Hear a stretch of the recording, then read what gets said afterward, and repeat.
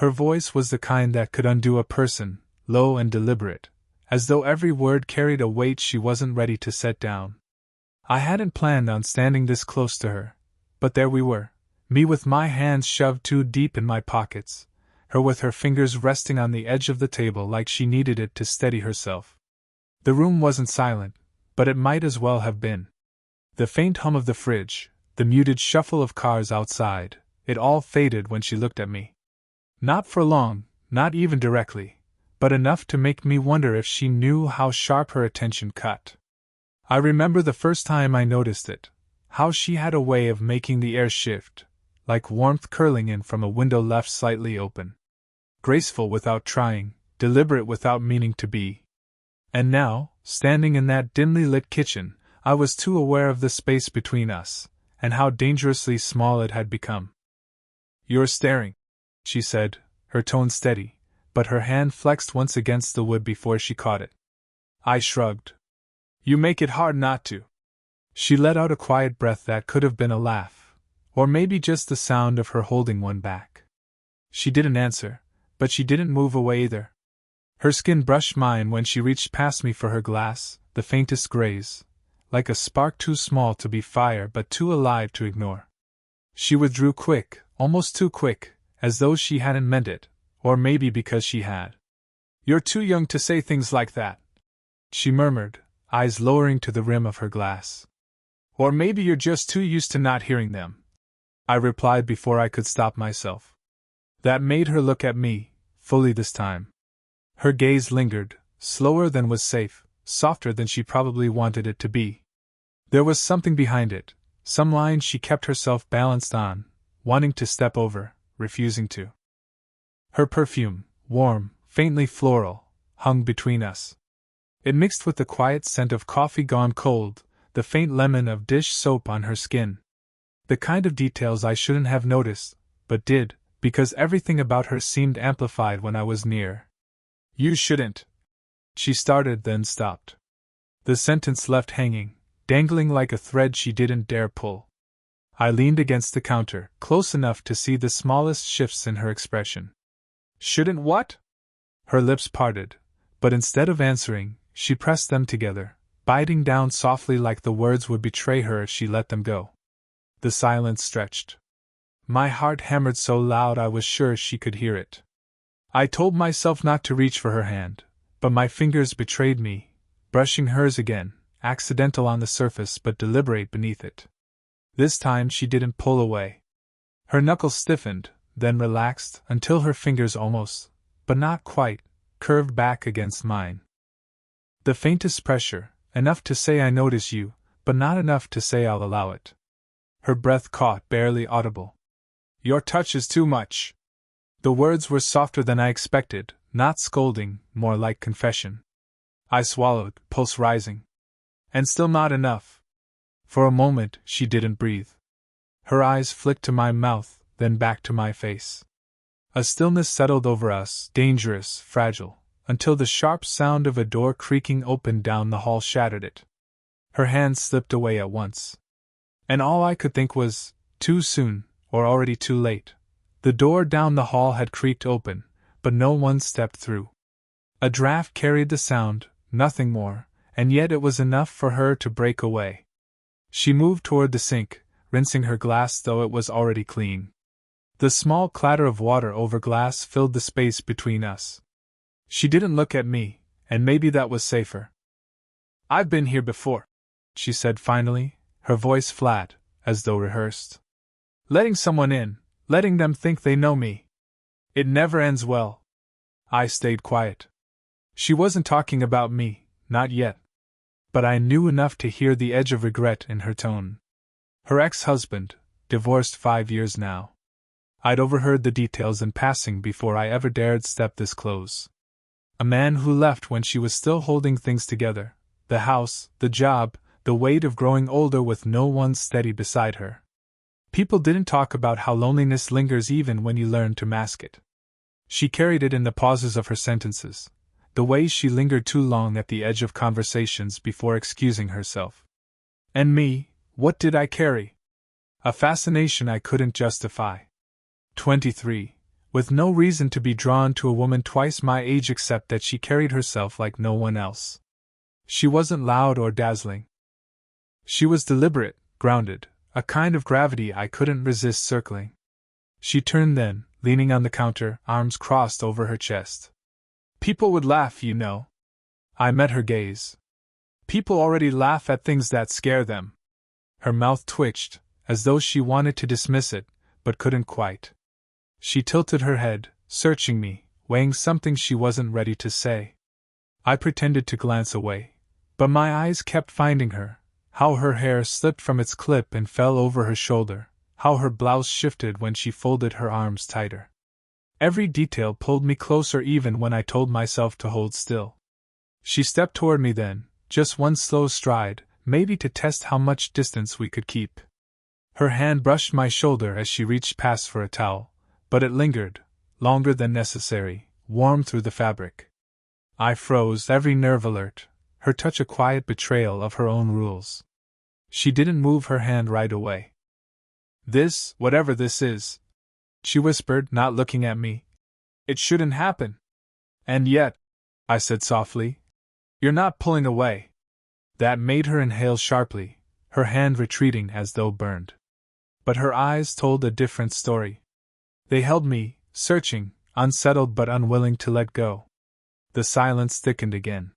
She stood only a step away, close enough that her breath brushed against my neck when she exhaled.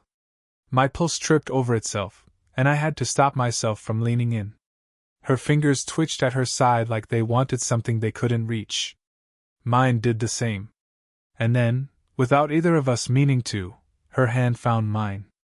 Just a brush, a fleeting press of her palm against my skin. Not bold, not a promise. But real. She didn't look at me when she did it. And I didn't let go. The towel slipped from her fingers, landing on the floor between us. She bent to grab it just as I did, and for a split second our hands collided, warm, clumsy, too intimate for something so small. We froze there, both crouched, eyes level, breaths mingling in the narrow space. That was when the knock came. A sharp rap at the front door, sudden and too close. Her head snapped up. She straightened quickly, smoothing her blouse as though the fabric itself could erase what just happened. "Stay here," she murmured, but her voice was too quick, almost urgent. She crossed the room, shoulders stiff, and opened the door only halfway. A neighbor's voice carried inside, casual, friendly. "Just checking in, thought I saw your light on." I pressed my palms against my knees, grounding myself, forcing my pulse to slow. From where I sat, I could see her profile, the practiced smile, polite but tight, her body angled so I stayed out of view. When she finally closed the door, she leaned against it a moment longer than necessary, eyes shut. Then she turned, catching me watching her. Neither of us spoke. The silence pressed heavy, like the air before a storm. She crossed back toward me, slower this time, deliberate. "You shouldn't be here," she whispered. I nodded, though my body betrayed me by not moving. "And yet, I am." Her laugh was brittle, short. "You don't know what people would say." "I don't care," I said too fast. Her gaze darted away. "I do." The honesty in that unsettled me. Not rejection, not anger, fear. Of them, not me. She reached for the counter beside me, her hand steadying as though she needed it to hold herself in place. I could feel the heat radiating off her, the faint tremor in the way her fingers curled against the surface. "Do you ever think," I asked, voice low, "that sometimes what's wrong feels too right to ignore?"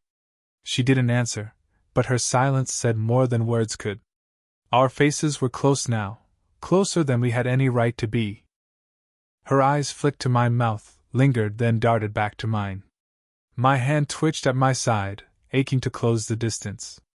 "Don't," she whispered, though the word cracked at the edges. I leaned in anyway, not enough to touch, but enough for the air to thrum between us. Her breath feathered against my lips, uneven, quick. The seconds stretched thin, fragile. Her fingers brushed my wrist. Not pulling me in, not pushing me away. Just there. The smallest contact, enough to unravel me. The moment broke with a sudden buzz, her phone lighting up on the counter. She startled, stepping back, her hands slipping away like it never belonged to me. We both stared at the screen, its glow too bright in the dim room. A message. A name. I didn't dare ask. She silenced it, turned it face down, then looked back at me. For the first time, she didn't move farther. Instead, she stepped in close, so close I could feel the warmth of her chest against mine, her hand hovering at my arm, trembling but unwilling to retreat. "We can't," she whispered. And still, neither of us moved apart. Her hand still hovered near my arm, trembling in its own indecision. I should have stepped back, given her space, but I didn't. I couldn't. She closed her eyes for a moment, as though summoning restraint, then opened them again with a look that nearly undid me. "You make me feel." She stopped, pressing her lips together, shaking her head. "Say it," I urged, voice low. Her gaze darted away, then back. "Like I'm someone I'm not supposed to be anymore." I swallowed hard, heat rising up my throat. "And who says you're not allowed?" Her breath hitched, chest rising and falling faster than her calm voice betrayed. She moved past me toward the sink, but I followed, close enough that when she turned, my shoulder brushed hers. She stayed put. "I don't want to ruin you," she whispered. The words stung, sharper than she meant. "You're not ruining me. You're the only thing making me feel." I cut myself off, realizing how raw my voice sounded. Her lips parted, eyes widening slightly at my slip. "You're too young to know what you want." I leaned in, my hand lifting on instinct to brush a strand of hair from her cheek. My fingers grazed her skin, warm, impossibly soft, and her breath caught at the contact. "I know what I want," I murmured, closer now. "And it's right here in front of me." Her body leaned, just slightly, but enough. Enough for me to feel the weight of her hesitation battling against what pulled her in. Her hand came up, pressing lightly against my chest, not pushing me away, not pulling me closer. A barrier, fragile and shaking. "You don't understand the cost," she said, but her voice trembled. "Then let me pay it." I whispered against her ear, the words reckless, my breath brushing the sensitive curve of her neck. She shivered, just once, but it was enough to unravel every shred of restraint left in me. Her fingers curled into my shirt, gripping instead of retreating. "You can't keep looking at me like that," she breathed. "Then stop giving me reasons," I answered, almost desperate. The silence that followed was unbearable. Every inch between us burned with what we weren't letting happen. Her forehead tipped forward, barely grazing mine. The faintest touch, a question neither of us dared answer. I closed my eyes, my lips so close I could feel the whisper of hers when she exhaled. Her hand slid up my chest, stopping at my collar, clinging like she couldn't decide whether to pull me in or push me away. "This is madness," she whispered, voice breaking. "And yet," I breathed, "we're here." She tilted her head, the distance vanishing until there was nothing left but the edge of the kiss we hadn't yet crossed. And then, a sudden knock at the door. Louder this time. Insistent. She froze, her breath shuddering against my lips, her hand tightening on my shirt. Neither of us moved. Not away. Not closer. Just suspended, on the verge of something we couldn't undo. The knock rattled through the house again, sharp and impatient. She tore herself back from me like the sound had burned her.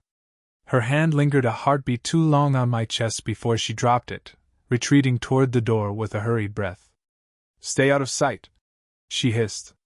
I stepped back, but my pulse was still hammering, the ghost of her touch burned into my skin. From the corner of the hall I watched her open the door. It wasn't the neighbor this time. It was her sister. The resemblance was unmistakable, the same sharp cheekbones, though softened by an easier smile. "I tried calling," her sister said, brushing past her into the entryway. "Why didn't you pick up?" Her eyes flicked toward the counter where the phone still lay face down, silenced. A muscle in her jaw tightened. "I didn't hear it." I pressed myself against the wall, hidden, my breath shallow. Her sister's gaze swept the room, sharp, searching. For a terrifying second, I thought she saw me. "You're not alone, are you?" the sister asked suddenly. Her shoulders stiffened. "Why would you say that?" "Because your voice changes when you're hiding something." The silence that followed was brutal. I could see her fingers twitch against the side of her leg, her body betraying what her words were fighting to cover. "No," she said finally, but too quickly. "I'm fine." Her sister studied her, then sighed, softening. "You know you don't have to pretend, right? I worry about you.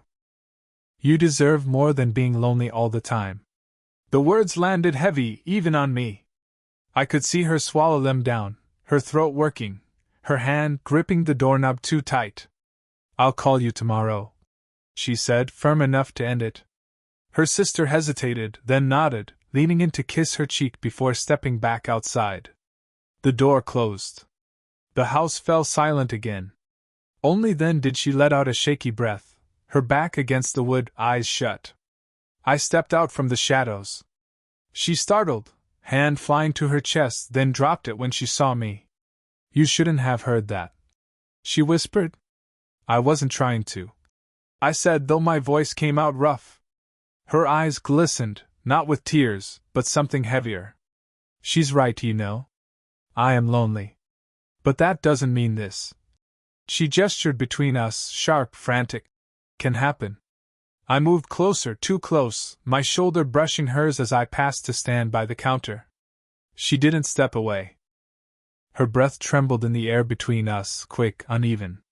"You're shaking," I murmured. She gave a small, helpless laugh. "Because you don't understand what this could cost me." Her words were warning, but her body betrayed her, leaning in, hand brushing my arm as if by accident, lingering too long to be won. Attraction and fear collided, leaving us suspended again, closer than we had any right to be, and farther than either of us could stand. She stood at the counter, her hand still brushing against my arm as though she hadn't realized she hadn't let go. I didn't move, afraid even a breath would break the fragile spell holding us here. Her eyes flicked up, caught mine, and for once she didn't look away. "You're making this impossible," she whispered, her voice thin, frayed. I stepped closer until there was no space left to disguise what we were doing. My chest nearly brushed hers, my breath warm across her cheek. "Then stop pretending you don't want it." Her lips parted, trembling, though no words came. She was so near I could see the faintest line of freckles at her temple, smelled the soft trace of citrus in her hair. My hand lifted, hesitant then sure, tucking a loose strand behind her ear. My fingertips lingered just an instant longer against her skin than necessary. She inhaled sharply, her body leaning, betraying her. "If we do this," she said, barely audible, "there's no going back." "Maybe that's the point," I murmured. Her forehead pressed against mine, soft, desperate. I felt the shiver run through her body, the way her fingers curled into the fabric of my shirt as though I was the only solid thing left in the world. The air thickened, heavy with the gravity pulling us closer. "People will judge me," she whispered. "Let them," I said. Her laugh came out broken, half sob, half surrender. "You don't know what you're asking." "Yes, I do." My thumb brushed her jaw, trailing slow, deliberate. "I'm asking you not to keep running." Her eyes closed. Silence stretched, thick and endless. And then she leaned in, closing the impossible distance, her lips ghosting over mine, never fully landing, just grazing, trembling at the edge of a kiss. I thought she might pull back. I thought she might leave me suspended in that unbearable almost. But instead she pressed closer, her mouth meeting mine in a kiss that was everything at once, hesitant and fierce, guilty and hungry, wrong and entirely right. It wasn't polished. It wasn't perfect. It was messy, breathless, the kind of kiss that carried years of silence breaking all at once. My hands found her waist, her body leaning into me with a surrender she'd been fighting for too long. When we finally broke apart, we stayed pressed together, foreheads touching, breaths tangled. Her hand rested against my chest, not pushing, not pulling, just there. "This will change everything," she said. I nodded, voice rough. "Good." She searched my face, as if to see whether I understood what I'd just agreed to. And in that look, sharp, tender, unguarded, I finally did. It wasn't just desire. It wasn't just loneliness. It was her letting herself be seen, fully, painfully, beautifully. And it was me, refusing to look away. For the first time, there was no pretense left between us. Just the truth, raw and irreversible. The silence after the kiss was different this time. Not heavy, not suffocating, just quiet, the kind of quiet that settles in after a storm when everything feels clearer, sharper. She leaned against me, her forehead still resting against mine, her breath evening out slowly as if she'd been running for miles. My hand stayed at her waist, not holding her too tightly, just steady, as though letting go too soon might send her retreating again. Her voice came soft, almost uncertain. "You'll regret this one day." I shook my head, brushing my nose lightly against hers. "The only thing I'd regret is if I walked away tonight." She gave a weak laugh, the kind that cracked and softened all at once. "You always have an answer, don't you?" "Only when it matters," I murmured. She drew back slightly, just enough to steady me. Her eyes were still guarded, but not in the same way. It wasn't walls anymore, it was doors slowly opening. I could see the years of hesitation, the shadows of loneliness, all the reasons she had told herself no. And yet here she was. Her hand slipped into mine, tentative at first, then firm when I didn't let go. Our fingers threaded together, fitting like they were meant to, her thumb brushing once over the back of my hand in a gesture that felt more intimate than the kiss itself. "People won't understand," she whispered. "Then we don't owe them an explanation," I said. She shook her head, but this time it wasn't dismissal. More like amazement, like she couldn't believe I meant it. She leaned in, pressing the gentlest kiss to my forehead, a gesture so tender it undid me more than anything else. For a long while we just stood there, the world small and manageable inside that dim kitchen. No rushing, no pretending, no hiding. Just the warmth of her against me, the weight of her hand in mine, the quiet promise that even if everything outside judged us, here we had something real. Finally, she exhaled, her voice steadier than before. "If we're doing this, we do it slowly. Carefully. No games, no pretending it's something it's not." I nodded, squeezing her hand. "No pretending." Her smile was faint, but it reached her eyes this time. She leaned into my chest, letting herself rest there, her cheek against me, my chin brushing the top of her hair. The kind of closeness that didn't need words, because the choice had already been made. And for the first time, either of us pulled away. The night stretched on around us, but inside that kitchen it felt like the beginning of something neither of us had dared believe possible. Messy, complicated, imperfect, yes. But real. And sometimes real is more than enough.